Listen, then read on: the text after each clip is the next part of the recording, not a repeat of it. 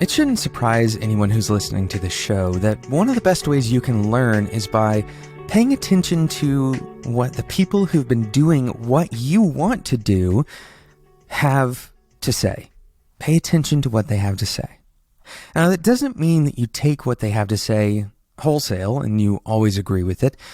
And it's also important to note that their experience is not going to necessarily match up with yours, and their pathway doesn't necessarily provide a map for you. However, you can intelligently listen to what someone has to say and glean from it things that can apply to your own life. In today's episode, we're going to talk about a specific person that we've actually talked about before on the show. In fact, I believe we had a Kent Beck Day on a previous episode of Developer Tea. My name is Jonathan Cottrell, and you're listening to Developer Tea. My goal on the show is to help driven developers connect to their career purpose and do better work so they can have a positive influence on the people around them.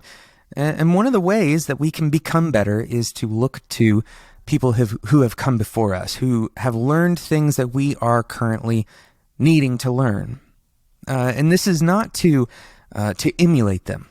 I want to be very clear. We shouldn't be emulating other people, but instead, we should take the learnings that they have provided to us, both in concrete terms, right? So the code that comes from people who have learned before us, we can build on top of that, but then also the concepts that have come before us, we can take them, evaluate them, and use them for our own gains. But there are two pieces of kind of Kent Beck-isms, and really they're actually just tweets that I'm pulling directly from Kent Beck's timeline. And I believe these tweets and these ideas are really highly applicable to this audience. I'm really excited to talk about these statements that Kent Beck made. I'm going to pull out two of them, but of course I encourage you to go and follow Kent Beck on Twitter. His name is just Kent Beck, and you can find him on Twitter very easily. But Kent has been programming far longer than I have, and probably longer than those who are listening to this show have. And a lot of what Kent has to talk about is more introspective than it is technical, which is why he matches up quite well with the show. A lot of what we talk about on the show has less to do with engineering nuances, the differences between various libraries, for example, and much more to do with the way that you think and the way that you see the world and how you're positioning your mindset in order to accomplish your job. So the first tweet is, he sent it on June 16th, "Be careful how you talk to yourself. You're always listening." Be careful how you talk to yourself. You're always listening. I want to make sure that I'm not parsing any words here. The power of your thoughts is incredibly important. And here's how I can kind of prove this to you. Your internal monologue is essentially the thoughts that you are thinking. And you can actually form these into sentences, but most often they're more like words, memories, and the way that you interact with those memories. A lot of times you can even work yourself into emotional states with only your internal monologue. This is a kind of a conversation that you're having with yourself. So really it's more like an internal dialogue where you have a thought and then a response to that thought. This is kind of an amazing thing, right? Because we've talked about this on the show plenty of times, the fast and slow thinking. Sometimes the dialogue is between the fast and the slow thinking. You have an emotional response and then you have a rational response. These things can sometimes be in conflict with each other. Sometimes your internal dialogue is in reference to something that's happening externally to you. So a good example of this is if you have a cognitive bias. Let's say that you have the bias of the halo effect. Speaking of people that we respect and authority figures, this bias causes you to transfer authority from one subject into a totally different subject just because you respect someone, right? So you trust them not only in the thing that they are kind of a proven expert, but you'll kind of transfer that trust to any other area of expertise, even if there's no proof that you should trust that person. Okay, so let's say that you are experiencing this halo effect, and now that you know about it, now that you've listened to this episode of Developer Tea, you now have this new information, this kind of thinking, the slower thinking. And when you initially have the response that, oh, I should trust this person because they're really good at X. I should trust them to do Y because I know they're good at X. Now you have this new information that you can create a new dialogue. You can have that initial thought, and then you can think about your thought. Now, this is an extremely powerful thing that humans can do. We can think about our thoughts. And what this allows you to do is recognize when you are having a more biased response to a given circumstance. Of course, that doesn't mean that you're going to easily eliminate all bias, but it does mean that you now have a more critical view of your own processing, your own thinking. And this is incredibly important. So that's the first tweet from Kent. He says, be careful how you talk to yourself. You're always listening. And this is so true. We're going to talk about the second tweet from Kent right after we talk about today's awesome sponsor, a friend of the show, Linode. If you haven't checked out Linode yet, I encourage you to go and do so. There are so many things that you can do with a server in the cloud. Really, the possibilities are limited to what can you do with Linux? And more specifically, what can you do with a networked set of Linux computing machines? There's so many options available to you. For example, you could host your own private Git repository. Of course, you can launch a Linode to do some kind of background calculation. Maybe you're using Python for machine learning. You could have one Linode set up to do that process for you. Maybe it's a worker, essentially, in the background. And then another Linode to serve a web application using something like Node.js. Of course, all of these things are supported by Linode. And there's even kind of pre-built instances, pre-built images that you can use to get up and running very quickly. Go and check it out. Head over to spec.fm/Linode. Here's the key. If you're a Developer T listener, you get $20 worth of credit to go towards any of their plans and services. Spec.fm/Linode. Use the code DeveloperT2018 at checkout for that $20 worth of credit. Thank you again to Linode for continuing to sponsor Developer T.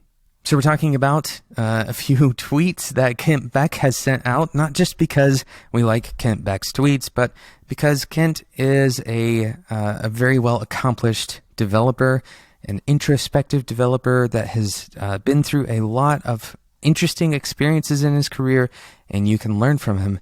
The next tweet is about change, not just about habits, but about change in general. For each desired change, make the change easy. Warning, this part may be hard. Then make the easy change. For each desired change, make the change easy. Warning, this may be hard. Then make the easy change. It's a little bit easier to read than to say this. Essentially what Kent is saying here is start by lowering the barrier to making that change and then actually make the change. Right? So work on making that change easier. This is something we've talked about on the show plenty of times. We've talked about it using terms like useful defaults, right? Healthy default choices. Setting up your working habits, setting up your common habits to be good habits, constructive habits. Making these changes is not necessarily easy, and so it's worthwhile to make those changes a little bit easier. For example, if you are a manager of developers and you want to encourage all of your developers to write more tests, to be better about the coverage of their features, well, perhaps the best way you can do that is to create the initial configurations and provide them some kind of education about how to write tests quickly. Or maybe you can even write a small tool to generate tests. What are the barriers that are causing those people not to write the tests? There's an interesting dissonance between the things that we want to do and the things that we end up doing. Very often we have aspirations. For example, I want to write tests so that I have over 100% coverage on all of my code. And then reality hits. For whatever reason, I don't have the same amount of time that I thought I would have, or maybe I don't have the discipline that I thought I would have to actually write all of those tests. It's nice to think that we can say that we're going to do something and then proceed to actually do it. And unfortunately, this is not an accurate picture of human behavior. So how can we institute these positive changes, both in ourselves and in others, so that they stick? Kent's tweet points at this answer. Make that change easier. Make the conversion easier. If there is some kind of barrier, lower that barrier. We see this all of the time when you start talking about e-commerce and almost anything that requires action on somebody's part. The closer to inaction that you can make that conversion, the better. This is why Amazon, for example, invested quite a bit of energy into making one-click ordering easy. So here's your homework. I want you to take 5 minutes and write down a few changes that you would like to make. And then I want you to write down what are the things that are preventing you from making those changes. Perhaps this is actually related to that first topic we talked about, that internal dialogue. Maybe the reason that you aren't making these changes is because you're telling yourself that you can't. Or maybe you're telling yourself that you don't have the time. What happens when you change that internal dialogue? Does it make the change a little bit easier to make? Now, once you've identified the changes that you want to make, you can write down even one change, really, and making one good change can have a profound impact on your ability to grow. Once you've written down that change, I want you to make sure that you've articulated the specific things that if that barrier wasn't there, that you would be much more likely to make the change. And then finally, I want you to brainstorm. Just brainstorm 2 or 3 ways that you can overcome that barrier for good. That barrier is no longer there, either now or in the future. So maybe, for example, the change that you want to make is that you want to learn a new programming language. And you tell yourself, you have this internal dialogue with yourself. You say, I want to learn, but I don't have the time to learn. Perhaps the change that you need to make is simply a committed time, a set-aside time that you always will learn, right? And that you will invest in that learning process. Now, that's not an uncommon change, but maybe you need to put a little bit more behind that commitment. Maybe you need to have someone who kind of holds you accountable, a study buddy. Perhaps you need to put some money on the line, maybe put a little bit more skin in the game.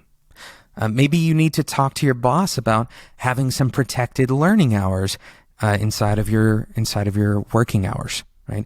Or maybe there's a way to incorporate this learning effort into a lunch hour.